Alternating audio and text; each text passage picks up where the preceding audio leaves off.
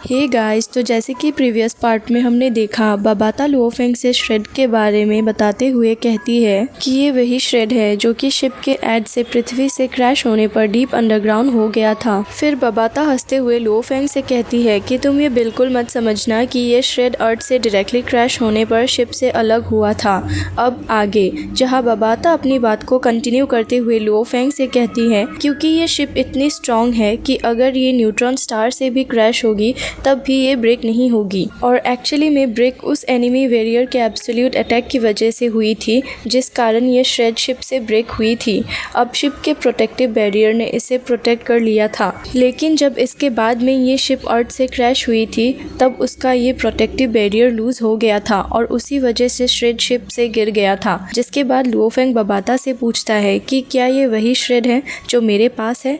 तभी बाबाता लुओफेंग से कहती है, रुको मैं तुम्हें शिप का एक्सटीरियर शो करती हूँ। और तभी वो शिप का 3D वर्चुअल मॉडल एयर में डिस्प्ले करती है, जो कि एक रियल मिनिएचर स्पेसक्राफ्ट की तरह लग रहा था और वही ब्लड रेड ट्रायंगुलर स्पेसशिप था। हालांकि शिप के तीनों कॉर्नर्स कर्व शेप के थे, लेकिन उसकी जो साइड्स थी वो बहुत ही थिन और शार्प थी और वो दिखने में फिरोशियस यानी कि बीस्ट मोड जैसी लग रही थी।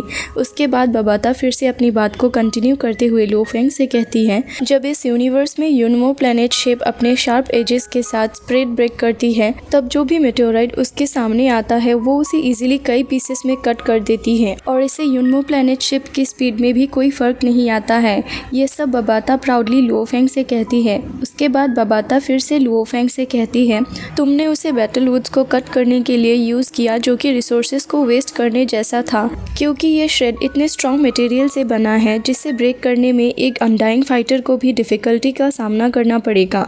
अब ये सब सुनकर लुओफेंग को समझ आ जाता है कि ये श्रेड कोई हेवनली वेपन या फिर ब्लड श्रेड नहीं है, बल्कि ये तो यूनमो प्लैनेट शिप का एक छोटा सा टुकड़ा है। जिसके बाद बाबाता अपने बात को कंटिन्यू करते हुए लुओफेंग से कहती है, हालांकि यूनमो प्लैनेट का शिप हेवनली डैमेज हो गया है जिसके कारण वो टेक ऑफ नहीं कर सकती, क्योंकि अगर टेक ऑफ कर सकती तो मैं यहाँ 50,000 ईयर्स से अर्थ में नहीं फंसी रहती। जिसके बाद बाबाता अपने सर को हिलाते हुए लुओफेंग से कहती है, क्योंकि ये शिप टेक ऑफ नहीं कर सकती है इसलिए इसके बॉडी को कुछ हद तक रिपेयर करना ज़रूरी है। फिर वो वापस लुओफेंग से कहती है, तुम इस श्रेड को अपने पास ही रखो, क्योंकि जब समय आएगा तब मैं तुम्हें श्रेड को प्रॉपरली यूज़ करना सिखाऊंगी और ये श्रेड तुम्हारे शटल से काफ़ी ज़्यादा स्ट्रॉन्ग है। जिसके बाद लुओफेंग बाबाता से पूछता है, क्या ये श्रेड यूज़ करने का कोई स्पेशल तरीका है।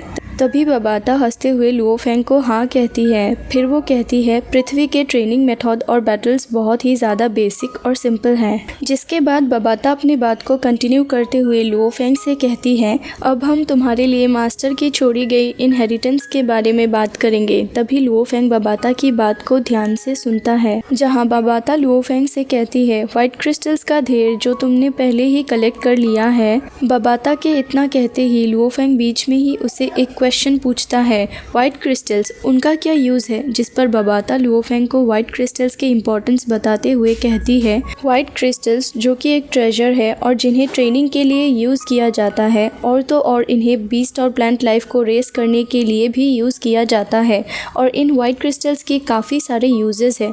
जिसके बाद बाबाता अपनी बात को कंटिन्यू करते हुए लुओफेंग से कहती है, सिर्फ एक व्हाइट क्रिस्टल ही स्टूडेंट लेवल 8 और 9 के लिए मोर देन इनफ होता है, उसके बाद वो डायरेक्टली स्टार लेवल 1 के हो जाते हैं। फिर बाबाता लुओफेंग से कहती है, व्हाइट क्रिस्टल्स जनरली इस यूनिवर्स में बीस्ट और प्लांट लाइफ को रेस करने के लिए ही यूज़ किया जाता है, जैसे कि एल्डर होंग की क्लाउड कॉन्टेक्ट वाइन जो व्हाइट क्रिस्टल्स को यूज़ करके ही जल्दी ग्रो हो सकता है। और अब से तुम इस वास्ट यूनिवर्स के एनर्जी को एब्जॉर्ब मत करना, क्योंकि उससे एफिशिएंसी लो हो जाती है और अगर तुम एनर्जी को एब्जॉर्ब करोगे तो तुम्हारा ज़्यादातर समय एनर्जी को एब्जॉर्ब करने में ही वेस्ट हो जाएगा और फिर तुम अपने लाइफ टाइम में यूनिवर्सल लेवल को अचीव करने की कभी मत सोचना। जिसके बाद बाबाता लुओफेंग से कहती है, अब से तुम व्हाइट क्रिस्टल्स को खुद के ट्रेन के लिए ही यूज़ करना और तुम इनके एंड होने की चिंता मत करना, क्योंकि ये मेरे पास बहुत सारे हैं और तो और ये मेरे पास इतने हैं कि अगर तुम इन्हें फिजूल खर्च भी करोगे तब भी ये ख़त्म नहीं होंगे।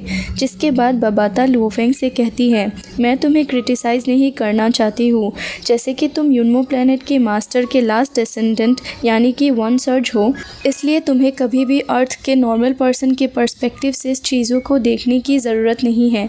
जिसके बाद बबाता अपने बात को कंटिन्यू करते हुए दुखी मन से लुओ फेंग से कहती है, अगर अभी हमारे यूनमो प्लेनेट के मास्टर जीवित होते, उनके डिसेंडेंट होने के कारण तुम्हारी position empire of silver blue empire से भी हायर होती और इस वास्ट यूनिवर्स में जो अनडाइंग फाइटर्स के डिसाइपल होते हैं वो खुद को नर्चर करने के लिए काउंटलेस ट्रेजर को यूज़ नहीं करते हैं, जिसे तुम्हें समझना होगा। जैसे कि 1000 गैलेक्सीज को नॉर्मली सिर्फ एक ही सेक्टर लॉर्ड इमर्स कर सकता है, इसलिए तुम्हें सेक्टर लॉर्ड बनने के लिए 100% की श्योरिटी चाहिए। तो तुम्हें इस वास्ट यूनिवर्स के बाकी सभी स्टार के फाइटर्स को सरपास करना पड़ेगा, लेकिन तुम्हारे स्टार्टिंग पॉइंट तो ऑलरेडी बहुत लो है और अगर दूसरे अनडाइंग फाइटर्स के डिसाइपल के साथ तुम्हारा कंपैरिजन करें तो तुम्हारी ट्रेनिंग उनसे कई गुना ज़्यादा मुश्किल होगी। जिसके बाद बबाता लुओ फेंग से कहती है, मैंने यूनमो प्लेनेट के मास्टर वैन बो को 10 मिलियन ईयर्स से फॉलो किया है और मेरा विजन बहुत ही हाई है। जिस बात को लुओ फेंग भी समझ पा रहा था।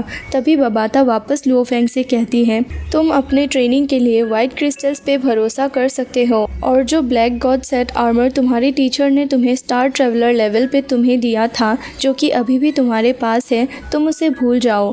फिर बबाता वापस लुओ फेंग से कहती है, और मेरे पास यंग क्लाउड कॉन्टेक्ट वाइन है जिसे समय आने पर मैं तुम्हें दे दूंगी। तुम अपने प्रोटेक्शन और अटैक के लिए उसे यूज़ कर सकते हो, जो कि एक बेस्ट कंपेनियन है।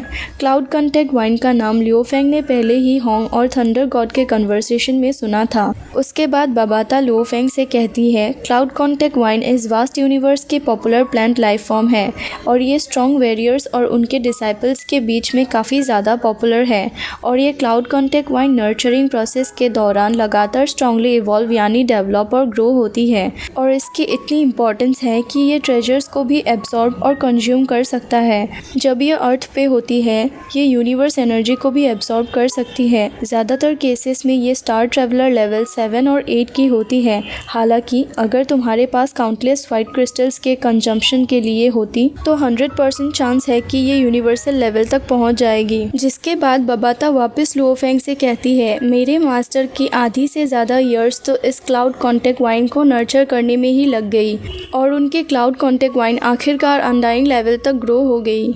और इसी के साथ ये पार्ट भी यहीं पे ख़त्म हो जाता है। For more updates, subscribe to our channel, click the show links and enjoy watching the videos.